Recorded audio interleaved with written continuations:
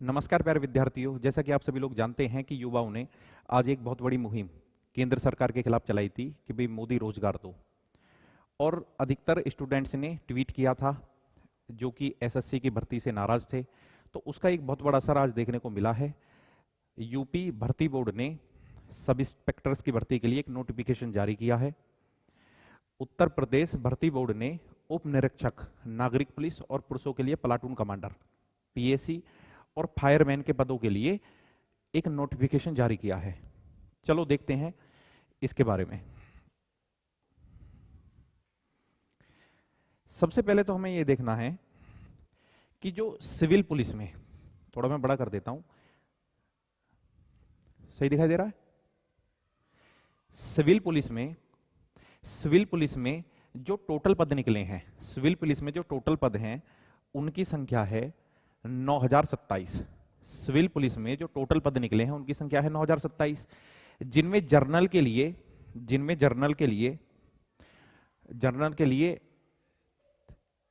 3613 पद हैं। ठीक है।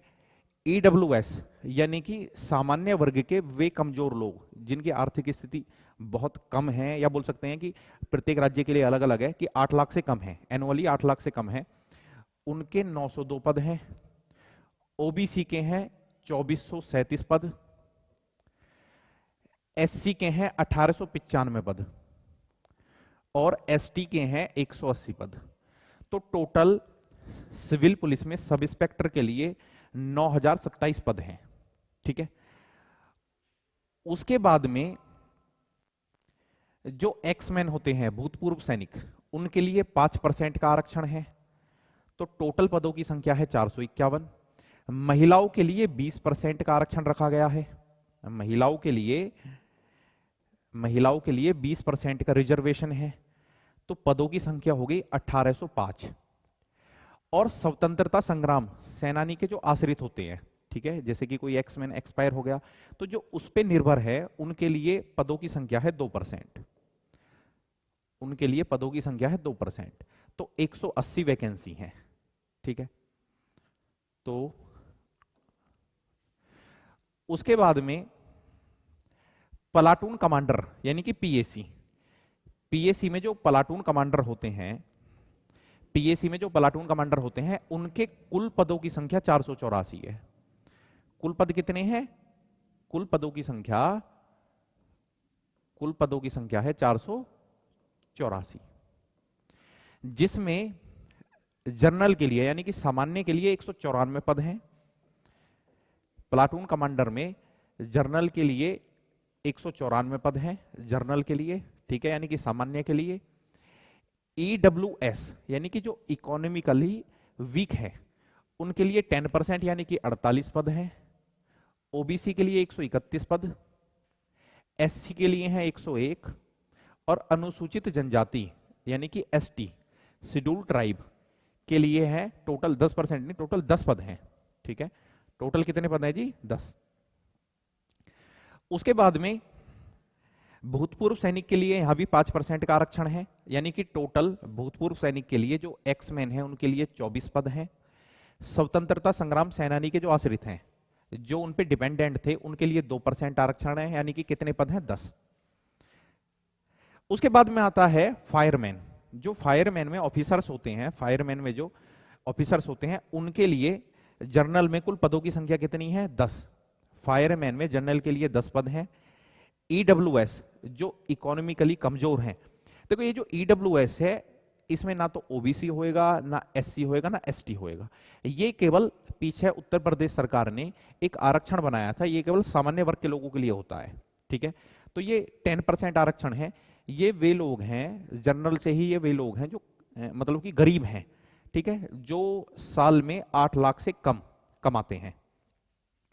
तो इनका 10% आरक्षण है। तो इनके पदों की संख्या होगी प्लाटून कमांडर में, सॉरी फायरमैन में कितना? 2। ओबीसी के कितने पद है इसमें? 6। एससी के इसमें कितने पद हैं? 5। और अनुसूचित जनजाति यानी एसटी का एक भी पद नहीं है। तो ये टोटल वैकेंसी कितनी है? 23 है। फायरमैन में ऑफिसर्स की टोटल कितनी निकाले हैं? 23 वैकेंसी। अग्निशमन द्वितीय अधिकारी बोलते हैं इसे। ठीक है। बाकी की डिटेल और हम इसमें देखते हैं। ये जो एप्लीकेशन भरे जाएंगे, जो आवेदन फॉर्म कब से शुरू होंगे जी? 1 अप्रैल से। 1 अप्रैल से आवेदन फॉर्म शुरू हो जाएंगे। 1 अप्रैल से आप अपना फॉर्म फिलअप कर सकते हैं, ठीक है। और जो लास्ट डेट है 30 अप्रैल। 30 अप्रैल इसमें लास्ट डेट है। 1 अप्रैल से लेकर आप 30 अप्रैल तक इसका फॉर्म डाल सकते हैं। 1 अप्रैल यानी कि 30 अप्रैल रात 12 बजे तक। उसके बाद में आता है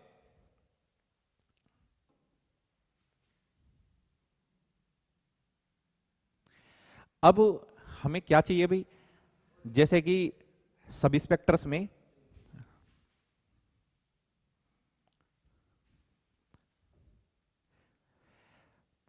अगर हमें सिविल पुलिस में सब इंस्पेक्टर के लिए डालते हैं तो यानी कि ग्रेजुएट होना चाहिए, ठीक है। फायरमैन में भी यही है कि भाई ग्रेजुएट होना चाहिए, परंतु किससे? साइंस से। इसमें साफ दे रखा है कि भाई स्नातक की जो डिग्री है आपने कौन से स्ट्रीम से ली हो? साइंस से, ठीक है, विज्ञान से, यानी कि बीएससी वगैरह। उसके बाद में साथ के साथ इसमें दिया गया है कि अगर हमारे पास में कोई स्पेशल सर्टिफिकेट है, जैसे कि इसमें दे रखा है कि भाई हमारे पास में कोई कंप्यूटर का सर्टिफिकेट है ओ स्तर का, या प्रादेशिक सेना में हमने 2 वर्ष तक की सेवा की हो, या एनसीसी का हमारे पास में बी सर्टिफिकेट है, तो उसका कोई स्पेशल मार्क्स नहीं है।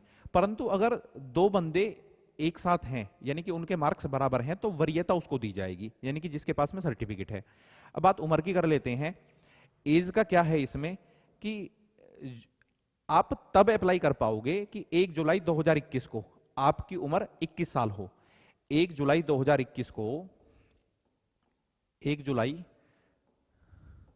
2021 से आपकी उम्र कितनी हो? 21 वर्ष, ठीक है। इसका मतलब यह भी है कि आपका जो जन्म है 1 जुलाई 1993 से पूर्व हुआ हो। आपका जन्म 1 जुलाई 1993 से पहले हुआ हो। आगे चलते हैं।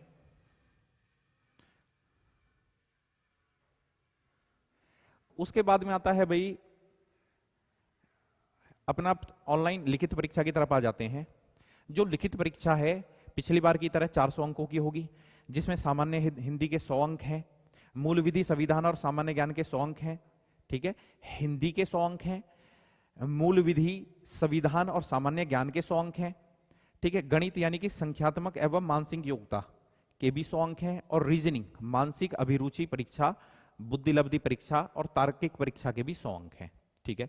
यानी कि सभी ये 100 अंक के होंगे। मैं एक बार फिर से बताता हूं आपको कि भाई हिंदी 100 नंबर की, यानी कि 100 और 40 क्वेश्चन होंगे, वो 40 क्वेश्चन और 100 अंक के, ठीक है।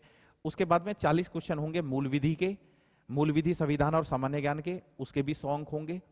उसके बाद में गणित, गणित के 40 प्रश्न होंगे, उसके भी 100 अंक होंगे। रीजनिंग, रीजनिंग के 40 प्रश्न होंगे, उनके भी 100 अंक होंगे, ठीक है। आगे चलते हैं। जो टाइम है परीक्षा का, जो टाइम है, परीक्षा 2 घंटे की होगी, यानी कि 120 मिनट। 120 मिनट की परीक्षा होगी, जिसमें पिछली बार की तरह दिया गया है कि अब की बार भी नॉर्मलाइजेशन होगा, और अब की बार 50%, अब की बार 50% वाला नहीं है, इन्होंने एक चीज बढ़ा दी है कि भाई 35% किसी भी सब्जेक्ट में, यानी कि ये जो चारों हैं, चाहे वो जीके हो, मैथ हो, हिंदी हो या रीजनिंग हो, प्रत्येक में 35% अंक लाने जरूरी हैं। और चारों में मिलके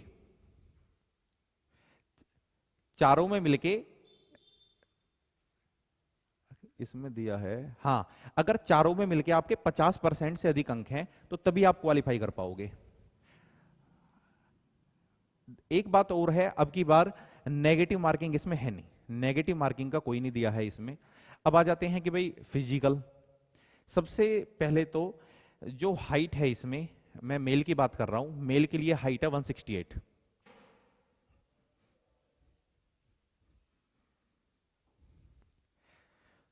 पुरुषों के लिए जो मेल कैंडिडेट हैं, मेल कैंडिडेट के लिए हाइट कितनी है जी? 168 सेंटीमीटर, 168 सेंटीमीटर, ठीक है। बात आती है सीने की, यानी कि जो उनका चेस्ट है, चेस्ट की माप होनी चाहिए 79 सेंटीमीटर से, ठीक है, और 79 सेंटीमीटर से बिना, ये तो हो बिना फुलाए, और फुलाने के बाद में होना चाहिए 84 सेंटीमीटर, ठीक है। बाकी एसटी के लिए इसमें थोड़ी छूट है कि भाई उनका जो सीना होना चाहिए, उनका जो चेस्ट होना चाहिए 77 सेंटीमीटर, यानी कि बिना फुलाए, और फुलाने के बाद में 82 सेंटीमीटर, ठीक है। यानी कि जो चेस्ट का जो फुलाव है वो 5 सेंटीमीटर अनिवार्य है। उसके बाद में अब आते हैं महिलाओं की ऊंचाई की तरफ, कि जो इसमें फीमेल कैंडिडेट होंगी, फीमेल कैंडिडेट की ऊंचाई है 152 सेंटीमीटर। फीमेल कैंडिडेट की ऊंचाई है, फीमेल कैंडिडेट की ऊंचाई कितनी है? 152 सेंटीमीटर। फीमेल कैंडिडेट की ऊंचाई 152 सेंटीमीटर।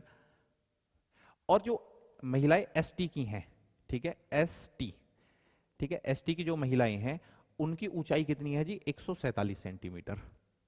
जो एसटी महिला कैंडिडेट हैं उनकी ऊंचाई है 147 सेंटीमीटर। यहां पे वेट भी है, महिलाओं का वेट न्यूनतम 40 केजी होना चाहिए। जो वजन है, वजन, महिलाओं का वजन 40 किलोग्राम होना चाहिए, ठीक है, महिलाओं का वजन 40 किलोग्राम होना चाहिए। उसके बाद में हम फिजिकल की तरफ आते हैं। ये तो मेजरमेंट हो गया, मापतोल होगी। फिजिकल क्या है? फिजिकल यानी कि पुरुषों के लिए जो मेल कैंडिडेट हैं, मेल कैंडिडेट के लिए जो दौड़ है 28 मिनट में, 28 मिनट में 4.8, ठीक है, किलोमीटर। जो मेल कैंडिडेट हैं उनको 28 मिनट में 4800 मीटर दौड़ना पड़ेगा। और महिलाओं के लिए यानी कि फीमेल कैंडिडेट, फीमेल कैंडिडेट के लिए 16 मिनट में 2.4 किलोमीटर, 16 मिनट में 2.4 किलोमीटर, यानी कि 2400 मीटर भागना है महिला कैंडिडेटों को 16 मिनट में, ठीक है। उसके बाद में देखते हैं कि भाई और इसमें क्या है काम का। अब ये एज में देख लेते हैं कि क्या क्या छूट है।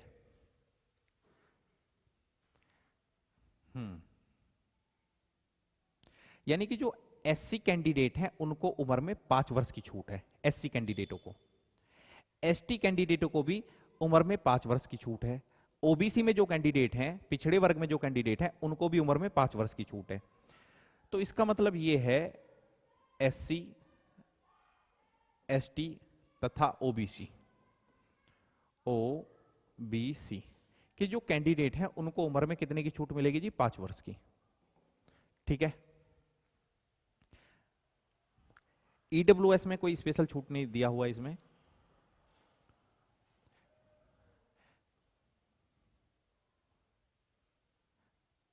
भूतपूर्व सैनिक, ठीक है, ये नहीं है। महिलाओं का हो गया। और देखते हैं भाई और इसमें क्या है काम का।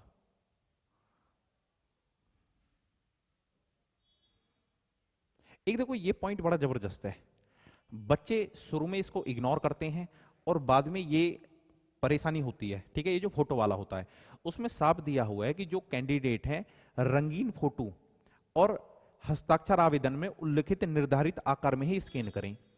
यह भी ध्यान रखें कि फोटो नवीनतम और आवश्यक तक होनी चाहिए, यानी कि हमें बिल्कुल न्यू फोटो इसमें प्रयोग करना पड़ेगा, ठीक है। तो जो हमारा फोटो है, जो हमारी पिक्चर है, वो कैसा होना चाहिए? चेहरे की छवि बिल्कुल स्पष्ट दिखाई देनी चाहिए, ठीक है। फोटो पिछले 6 महीने का, जिस दिन वैकेंसी निकलती है उसके 6 महीने के अंदर लिया गया हो, ऐसा नहीं है कि भी 2-3 साल पहला हो। कंधे साफ दिखाई देने चाहिए। बैकग्राउंड, पिछली बार बहुत बच्चों के जो फॉर्म रिजेक्ट हुए थे वो बैकग्राउंड एक बहुत बड़ा इश्यू था। इसमें साफ दिया हुआ है कि जो बैकग्राउंड है कि भाई वो या तो वो सफेद हो या हल्के ग्रे रंग का हो। फोटो का जो बैकग्राउंड है वो सफेद हो या हल्के ग्रे रंग का हो।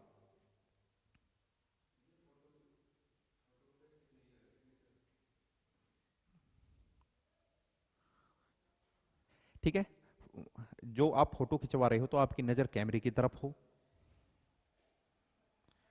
चश्मे का भी दिया हुआ कि भाई अगर आपने चश्मा लगा रखा है तो आपकी आंखें स्पष्ट दिखाई देनी चाहिए और फोटो में कोई टोपी या मफलर का प्रयोग नहीं है, ठीक है। ये बहुत इंपॉर्टेंट पॉइंट है इसमें। और देखते हैं कि भाई कोई काम का है या नहीं है। ये मैंने बता चुका हूं कि भाई हिंदी 100 अंक, मूल विधि संविधान सामान्य ज्ञान 100 अंक, ठीक है, मैथ्स 100 अंक, मानसिक अभिरुचि भी 100 अंक है। ठीक है, बाकी का इसमें खोल के दे रखा कि भाई हिंदी में क्या क्या है, कि हिंदी और अन्य भारतीय भाषाएं। ठीक है, इसके लिए मैं एक स्पेशल वीडियो बाद में बना दूंगा।